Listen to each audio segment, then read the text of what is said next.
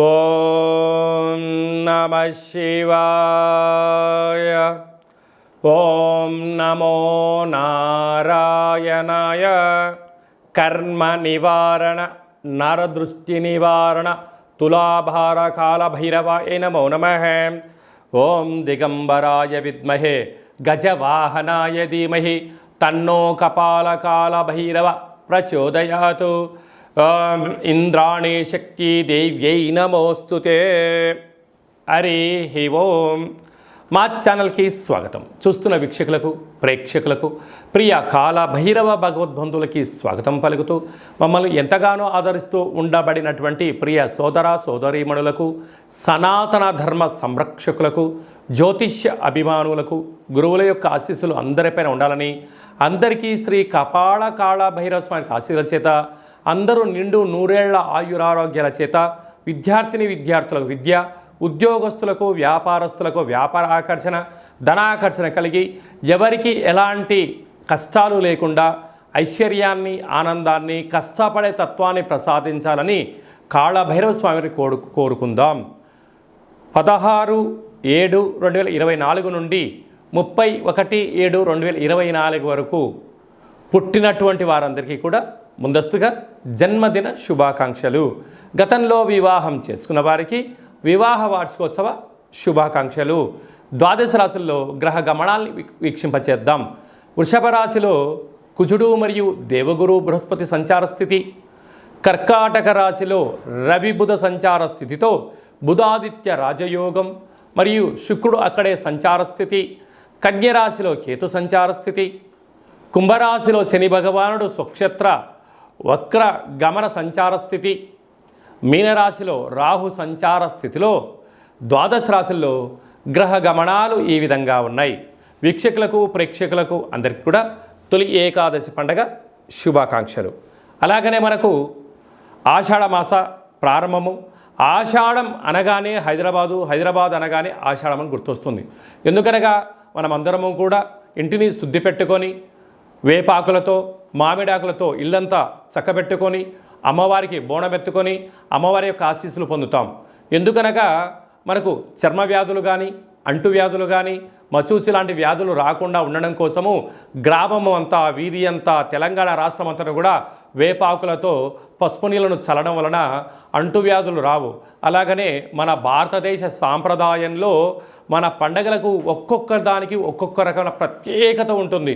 బోనం అనగానే మనకు అమ్మవారికి సేవ చేసుకోవడం, ముక్కులు చెల్లించుకోవడం, ఆడపడుచులను పిలుచుకోవడం, వారికి చీరలు సారెలు పెట్టడం, అమ్మవారిని మనమందరము కూడా మన ఇంటి ఆడపడుచుగా భావించడం జరుగుతుంది. పోతురాజులు అందరూ కూడా స్వామివారి యొక్క అమ్మవారి యొక్క సేవలో నిమగ్నమై ఉండడం జరుగుతుంటుంది. కనుక మనమందరం కూడా అమ్మవారి సేవ చేద్దాం, అమ్మవారి యొక్క ఆశీస్సులు పొందుదాం. మన సనాతన సాంప్రదాయాల్ని భావితరాలకు అందించే మానవ ప్రయత్నం చేద్దాం. అలాగనే దక్షిణాయన ప్రారంభము కనుక మనకు ఉపవాసాలు, యజ్ఞాలు, యాగాలు, క్రతువులు చేసుకునేటువంటి ఆయన కనుక మనమందరము కూడా భక్తితత్వంతో ఉందాం, తల్లిదండ్రులను గౌరవిద్దాం, అమ్మవారి యొక్క ఆశీస్సులు పొందుదాం. మకర రాశి వారికి ఆషాఢమాస పూర్ణిమ బహుళాష్టమి సందర్భంగా ఒకవైపు ఏళ్ల నాటి శని చివరార్ధ సంచార స్థితి, శని భగవానుడు వక్రగతి తిరోగమన సంచార స్థితిలో ఉన్నప్పుడు ఎలాంటి విధి విధానాలు పాటించాలో ఈ వీడియోలో సవివరంగా సంపూర్ణంగా తెలుసుకుందాం. మకర రాశిలో ఏ ఏ నక్షత్రాలు వస్తాయనక ఉత్తరాషాఢ నక్షత్రంలోని 2, 3, 4 పాదాలు, శ్రవణ నక్షత్రంలోని 4 పాదాలు, ధనిష్ఠా నక్షత్రంలోని 1, 2 పాదములు కలిపితే మకర రాశి అవడం జరుగుతుంది. చాలామందికి పుట్టినటువంటి కాల సమయంలో డేటా ఆఫ్ బర్త్లు లేనటువంటి కారణం వలన పేరు యొక్క మొదటి అక్షరాన్ని అనుసరిస్తూ ఆ రాశిని తెలుసుకునే ప్రయత్నం చేద్దాం. బో, జా, జీ, జూ, జే, జో, ఘ, గా, గి అక్షరాల వారందరూ కూడా మకర రాశి జాతకులే. మకర రాశి యొక్క అధిపతి శని భగవానుడు. వీరికి ధనావాకు కుటుంబ స్థానంలో శని భగవానుడు కుంభరాశిలో వక్రగతి సంచారం చేయడం వలన వీలైనంత వరకు మౌనం, ధ్యానం, అప్పులు ఇచ్చి పుచ్చుకునే వ్యవహారము, ఫ్యాక్టరీలు, కర్మాగారాలు, ల్యాండ్లు అంటే వ్యవసాయ భూములు క్రయ విక్రయాలు చేసేటప్పుడు సక్రమంగా పత్రాలు ఉన్నాయా లేదా, డాక్యుమెంట్ సక్రమంగా ఉందా, ఏదైనా ఒక పని చేసేటప్పుడు అది ఎంతవరకు సత్యానికి ధర్మానికి ధర్మంగా ఉంది, మన యొక్క ధనాన్ని డిస్టర్బెన్స్ చేసుకోకుండా వృధా కాకుండా వస్తువు క్రయ విక్రయాలు చేయగలిగినట్లయితే మీకు అంతా మంచి కాలమే అని చెప్పి గమనించాలి. తృతీయంలో రాహు సంచార స్థితి ఉండడం వలన అన్నదమ్ములతో అక్కా చెల్లెలతో వీలైనంత వరకు మానవ సంబంధాలుగా ఉంచండి. ఆర్థిక సంబంధాలకు దూరంగా ఉండే ప్రయత్నం చేయండి. 5వ స్థానంలో కుజగురు సంచార స్థితి ఉండడం వలన నూతనంగా వివాహమైన వారికి పుత్రికా సంతాన యోగము, పిల్లల యొక్క చదువులు, పిల్లల యొక్క అభివృద్ధిలో ముందు వరుసలో ఉంటారు. 7వ స్థానంలో రవి బుధ శుక్ర సంచార స్థితి ఉండడం వలన నూతనమైన వాహనాలు, క్రయ విక్రయాలు, బంగారు ఆభరణాలు, వస్త్రాలు, ఎలక్ట్రానిక్ వస్తువులు, గృహంలో డిజైనింగ్, అలంకార, సోఫా లాంటి వస్తువులు కొనుగోలు చేయడంలో, ఆనందాన్ని స్వాగతం పలకడంలో మకర రాశి వారి యొక్క సొంతం అని చెప్పి గమనించాలి.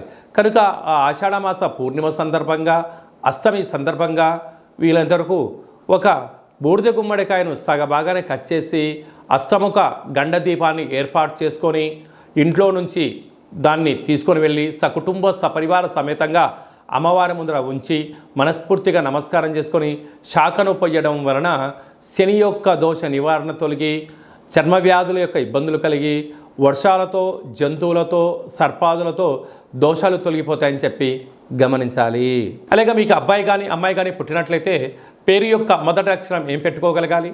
పుట్టినటువంటి రోజున, తిథి, నక్షత్రము, వారాన్ని బట్టి ఆధ్యాత్మికమైన నామాలు పెట్టుకోవాలి.